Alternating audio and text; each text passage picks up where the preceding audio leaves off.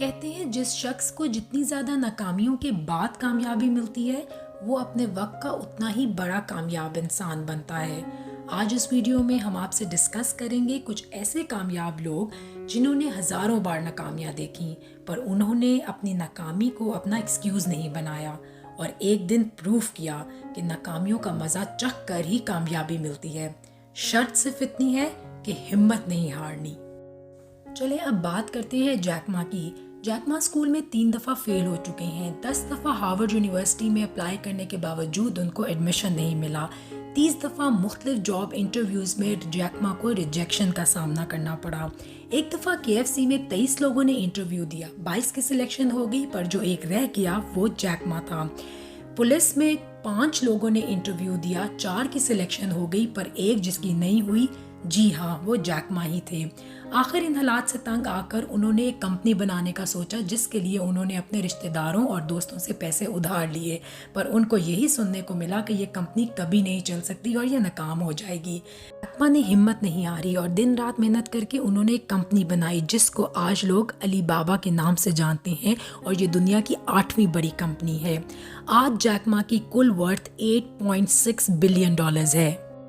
اپنی خاموشی سے سب کو ہنسانے والے مسٹر بین کو ایک اسپیچ ڈس آرڈر ہے جس کی وجہ سے وہ کئی بار ٹی وی چینل سے ریجیکٹ ہو چکے ہیں۔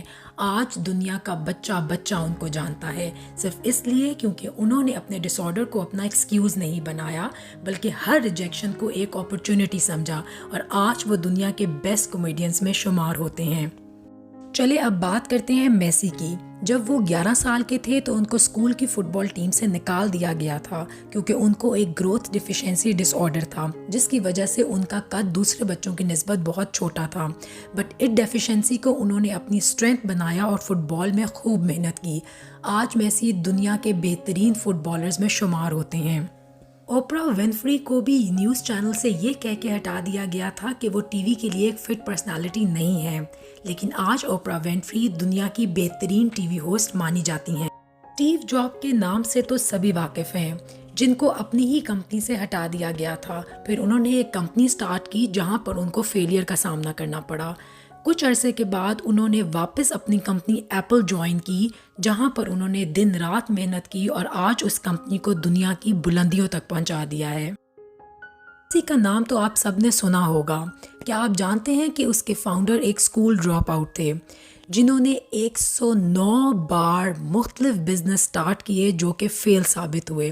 جو بزنس بھی سٹارٹ کرتے اس میں فیلئر کا سامنا کرنا پڑتا۔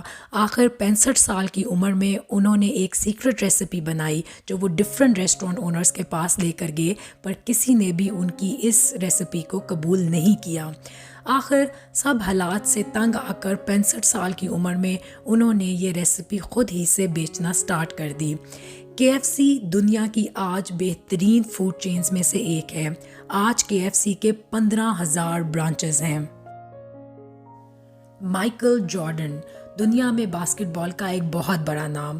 کیا آپ جانتے ہیں کہ اسکول کی باسکٹ بال ٹیم سے ان کو نکال دیا گیا تھا جس کے بعد وہ اس حد تک ڈپریشن میں چلے گئے تھے کہ انہوں نے 1 مہینے تک اپنے آپ کو روم میں لاک کر لیا تھا اور کسی سے بات نہیں کرتے تھے۔ اب پھر انہوں نے ہمت نہیں ہاری، واپس آئے اور آج دنیا ان کو گریٹ باسکٹ بال پلیئر کے نام سے جانتی ہے۔ البرٹ آئنسٹائن یہ 4 سال کی عمر میں بولے تھے اور ان کی ٹیچرز نے کہا تھا کہ یہ زندگی میں کبھی کامیاب نہیں ہو سکتے۔ آج دنیا ان کو تاریخ کا سب سے شاندار فزسسٹ مانتی ہے۔ چلیں اب بات کرتے ہیں عمران خان کی۔ عمران خان اپنے بالنگ ایکشن کی وجہ سے کئی بار ریجیکٹ ہو چکے ہیں، لیکن انہوں نے اسی بالنگ ایکشن کو اپنا اسٹرینتھ بنایا اور ان کی لیڈرشپ میں 1992 میں پاکستان نے ورلڈ کپ جیتا۔ آپ بھی اپنے ارادوں کو پکا رکھیں اور محنت کرتے رہیں، کیا پتہ ایک دن اس فہرست میں آپ کا نام بھی شامل ہو۔